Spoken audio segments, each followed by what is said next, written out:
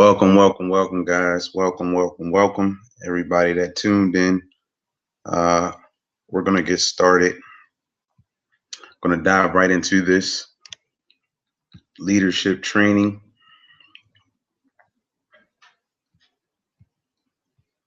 and I'm glad you're here tonight. I know it's late. It might be early for some people wherever you are watching this. And for those of you that are actually going to be watching the replay of this, welcome as well. Thank you for actually chiming in. You want to take your business to the next level. Congratulations to you.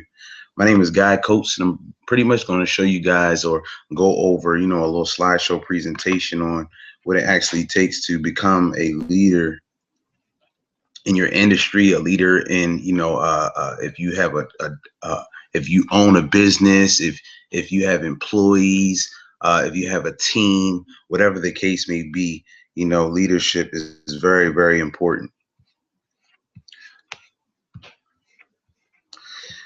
All right. So we're going to try to get through this rather quickly. I don't want to keep you guys all night. But becoming a better leader, I suggest everybody go ahead and get a pencil and a piece of paper if you want to take this seriously. Okay, the benefits of being a good leader, guys. All right, you can be a good leader in your family. A leader for yourself. I feel as though a lot of people need to lead themselves as well. A good leader with your friends, teamwork, camaraderie, things of that nature, in your business, whatever the business may be. I feel as though being a leader will benefit your whole entire organization, and not only just that, but your life as well. Okay, the benefits of being a good leader. These are the benefits, all right? Increase respect, reduce stress, motivated team members, okay? Increase productivity and revenues, and everybody wants to do that. The ability to attract the best talent, increase loyalty, that is huge. Openness, workplace diversity, okay? Enhance creativity, all right? Good karma, development of future leaders, achievement of organizational goals, and lasting legacy, guys. So I'm going to give everybody a chance to go ahead and write down, but I'm going to move rather quickly. All right. So if you're taking notes, definitely go ahead and write this stuff down. If I move a little fast for you, you can go back and watch it all over. All right. The difference between a boss and a leader is a boss says go and a leader says let's go. Right. Okay, what makes a good leader, guys? Motivational skills. These are skills that you want to actually develop. And not everybody develops all of these skills all at one time. So that's not what we're saying. But, monetary skills, how to handle your money, rank and positioning progression. Okay, a lot of companies, have an opportunity for you to actually advance. All right, personal coaching. You're going to have to, coach your team members, or employees on how to actually become better. All right. Achievement recognition, that is huge. And I'll explain why. Team perks, and great communicational skills as well. Okay. Great delegation skills, better organizational framework, and superior conflict resolution skills. All right. And everybody has this in them. It's just up to you to actually bring it out. And no, you're not going to develop it overnight, guys. I've had many failures, when it comes to building business. I've had many failures, and it took me a while to actually understand this, to become a leader in the industry or even in your family. All right. Okay, let your team be a part of the big picture. Okay, let your team be a part of the big picture. Keeping your team motivated is not only important for the overall atmosphere of your company, but also when it comes to their productivity. All right, you want them to feel integrated in the process. All right, and not feeling like they're just another brick in the wall. All right, they need to believe in your company's vision and constantly give their best effort day in and day out. Let your team know how important they are. All right. And that they're a very valuable piece of the big picture. A lot of people tend not to do that. They don't cast the vision. They don't let their team members know that they're actually a part of the big vision. This is probably easier said than done, I know, but there is a way. The first part of the process is just letting them know that they're important. That's what you have to do. You got to let them know that they're important. All right. Make sure to always have open discussions about problems. Don't try to hide anything. All right. Ask them what they're struggling with, and see if you can help by any way. Okay. By knowing what's bothering them, you will have a better chance at remedying it. Being able to get rid of it. That's pretty much lifts their spirits and increase productivity and motivation. All right. Invite them to speak about their ideas openly, and a lot of people don't do that at all. All right. The second step is pretty much making sure that they always have open discussions about their problems. That, I mean, guys, that is very, very huge. After all, this is what business is all about. It's about solving problems. And if you're working in a company that that does everything to make the quality of people's lives better, that should be a strong motivator all by itself. All right. But you have to make sure that your team or your employees are on the same page. Otherwise, it's not going to work out. You should also invite them to speak about their ideas openly. Of course, fresh ideas are always the driving force behind innovation, and that's something that every reputation of any company should be striving for. If your team gets the chance to contribute their thoughts and process and their ideas, they will naturally feel like they belong to the team. They will feel like they belong on the team, and that's their say, that their say has a certain value. This is a win-win situation for you and the team. You will get get a bunch of people that are motivated to get the whole list of new things and try new things out. And, your team will feel more happy to share their thoughts with you on a regular basis. And finally, do your best to explain the purpose behind every task. Okay. I mean, if you don't, then, what the overall picture should look. If you don't tell them what the overall picture should look like, they're going to struggle to produce anything that matches your criteria, point blank and period. But if you choose to, okay, if you choose to invest a little bit of extra time in explaining what you're trying to do, they will be more inclined to put their creative juices to work and deliver outstanding results. Okay, treat your team like you treat yourself. Treat your team like you would treat yourself. Treat your team like you would treat yourself. Okay, you want to establish relationships with your team members. You want to establish relationships with your employees, with co-workers, whatever you're involved in. You always want to establish relationships. I believe that is huge for any organization. You want to mentor them, show them and what to do, not just tell them what to do. Ensure that they have fair work and life balance. I'm going to say that again. Ensure that they have fair work and life balance. Okay, that is huge, because people don't want to feel stressed out. Okay, people want to feel like you care at the end of the day. That's why a lot of people don't like their bosses today, because they don't care about what they're going through. Okay, and recognize them for their accomplishments. That's something that you always want to do. Okay, always recognize people for their accomplishments. All right. Effective leaders recognize performance, and this is huge. I learned this in my very, very first company. Every time that they awarded people, it made everybody watching want to get to that position or want to get to that place. It made them strive a little bit more. And I feel as though that is a great motivator for any business, for any leader, for any company. Just rewarding individuals, because most people only get recognized for being late. You want to recognize the little things as well. Okay, so you get enhanced teamwork here when you recognize their performance. Okay, you get enhanced teamwork. Okay, and when a company successfully implements employee or team appreciation programs, it will promote a culture which encourages workers to work together. All right, knowing that their efforts will be recognized and rewarded. Okay, you also get acknowledging people will increase overall team performance, and that's what everybody wants. That's what you want at the end of the day. Okay, you have team satisfaction. Okay, team satisfaction, excuse me. And studies have shown that many people are, more satisfied in their work when their efforts and their contributions are appreciated. When employees or team members are more satisfied at their work, they tend to perform better.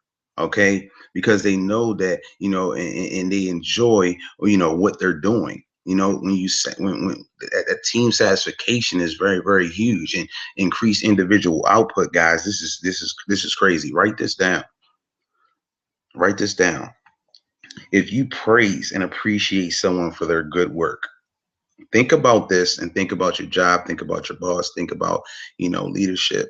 All right. If you praise and appreciate someone for their good work, okay, they're more likely to put forth an effort and maintain that good work, because everyone will want to be valued. I mean, respected, appreciated for their contribution. This is reinforced positive behavior, which is important in any company, especially for long-term success. Okay, it will result in increased productivity, and y'all all know what productivity gives you: results. Results give you money, ching ching. Okay, long-term success, that matters, guys. Outstanding performance is recognized, in long-term success, and I believe is very, very key that your business lasts over a span of time. Most businesses that don't last, 10 years plus, is because they miss this key. They miss this key. They don't recognize their team members. They don't recognize, people that are actually working for them, and people quit. And people quit. Okay, what makes a good leader? These are some more skills that you're going to develop, over the course of time. And I feel as though all great leaders start off as great followers. You want the one of the main keys in building a business is coachability. You always want to see if a person is coachable. And when that employees is filling out that application, they're always saying, I'm a quick learner. And in business, we always want to know if you're coachable. Can I train you?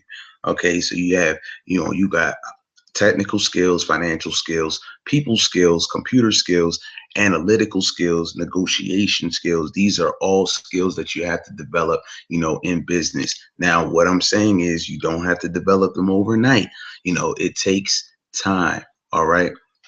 Leading by example, including magnanimity. Like, that is a hard word for me to pronounce, but let me let you guys know what that means. Being generous. All right. Creative thinking, having a sense of humor, and having some humility. These are key when it comes to being a leader. All right. Leading by example. Woo! Leading by example. If you're in a leadership position, then you know that people look up to you. Now, what happens when the same people realize that you practice double standards? Huh? When this happens, employees lose their drive to want to work. Disappointment becomes the order of the day. The company loses their competitive edge. So if you have leadership position, you need to know that, you need to know this. You need to know this to be a great boss or a great leader. You have to lead by example, no matter the situation. Okay. Applying double standards always sends a message of betrayal. All right. And you don't want to do that. Doing this can highly be destructive. It could be highly destructive. And some people may never forgive you for it. And I've been involved, in this type of situation. People never forgive you for it. All right. And if this has ever happened to you, whereas though somebody is doing a double standard thing and this has ever happened to you, you probably still have a bitter taste in your mouth right now. All right. Betrayal and disappointment is huge. All right. And if you are in a leadership position, nothing builds and sustains credibility as a person who leads by example. Okay. At the end of the day, actions will always speak louder than words. right. Challenge your team to be their best. All right. Challenge your team to be their best.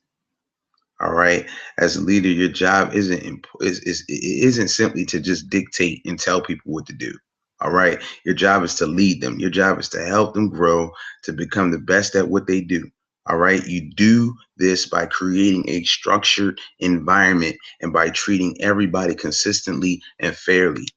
All right. A lot of people, in this position of authority, they make the mistake of trying to control their teams by using discipline as their main tool. And you don't want to do that. While discipline is very important, and it's something that should, it shouldn't dictate the work environment.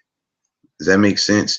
Okay, discipline should be a concept that is understood by your employees, and they should they should know that if they violate these rules, then they have consequences for their actions. Okay, but is discipline the only motivating force, for the work environment or for the workplace? No, it isn't. If that is, then you're failing as a leader. If discipline is the only thing that they know, you're failing as a leader. Okay, if you want to challenge your team, to be the best and cultivate a work environment where mutual respect is the norm, where creativity and productivity is rewarded. You don't want a bunch of mindless drones working for you. You want a team of unique individuals that know how to blend their talents together to get results. So how do you create this work environment? Huh? How do you create this work environment? You start off with communication. So you want to have clear communication. You need to clearly communicate your expectation with your team, and encourage them to talk to you whenever they need to. All right. Having an open door policy as a leader. Okay, having that open door policy, it lets your employees know that you care about what's going on in their life, or that you care about what's happening and you want to help. Next, you want to make sure you praise them publicly. Okay, you want to make sure that you praise success in a very public manner.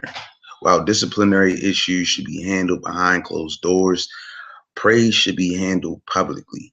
All right. This will always show your team that you appreciate them and help inspire them to continue to work at their fullest potential. All right. And if you want to be a great leader and do well in your line of work, then you need great people working for you guys. You need a team of people that know that you appreciate them. All right. And that you work hard. And that the hard work that they're doing counts for something. So encourage them. You always want to encourage them, communicate openly with them and challenge your employees or team members, to be the best that they can be. When you work hard to create this type of environment, this positive environment, your employees will excel, or your team members will excel, and you will be truly a great leader or a great boss. Keep personal issues at home. Whew. I'm gonna let that sink in. See, the best leaders keep personal issues at home, guys. And by doing this, guys, they're able to keep their team focused on the job. As a team leader, it's your job to set the tone, and to create an environment where everybody works toward a common goal. Distractions get in the way of this process. So the more you can limit them, the more productivity your team will be. What your team will have. The best thing that you can do as a team leader is to show your team members that you are a professional at all times, and that when you're at work, your personal problems are going to, influence your actions. You don't want them to, influence, what you're doing at your job or in the workplace. You don't want, personal issues to cloud your judgment, because it will. So no matter what is going on, okay, no matter what is going on in your personal life, when you walk through those doors, or when you get started in business, or when you start your day off, okay, you have to let it go. Okay, put it in the back of your mind and focus on work. All right, put it in the back of your head and focus on work. If things are that tough at home, truthfully, to be honest with you, you'd be better off staying home. You'd be better off not even dealing with your team. I'm telling you guys, because, it's a distraction. It's a distraction, and it also dictates your actions. All right. And this is huge. It duplicates. It duplicates. It duplicates. Everybody has had bad days. Everyone has personal problems. Sometimes those problems can be life changing. I understand. They can change your life. I understand. But no matter what those problems are, the simple truth is that they have no place at work. They have no place in business. They have no place, in whatever arena you're in. Keep it out of business.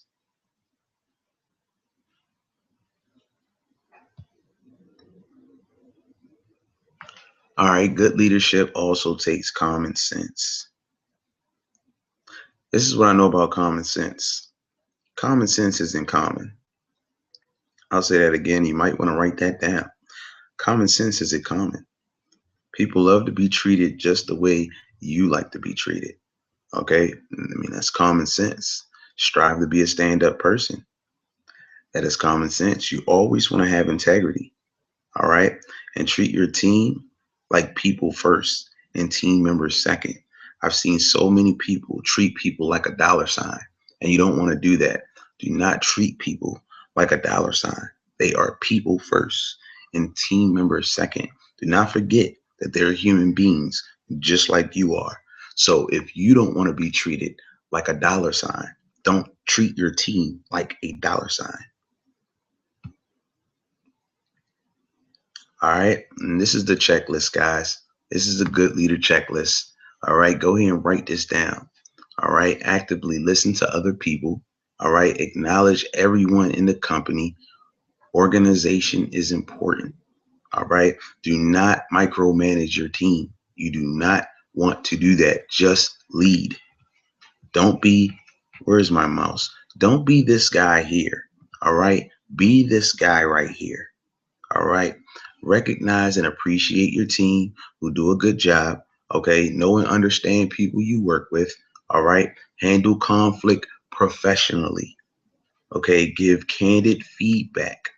Don't be scared to be transparent. All right. Be a good communicator and keep social distance with your team. Have clear expectations for yourself and your team. So, guys, that's the end of this leadership training. I hope it didn't take long. Let's see. We didn't even take 30 minutes. Congratulations to myself. Pat on the back. I appreciate everybody for tuning in. Till next time, have a good night.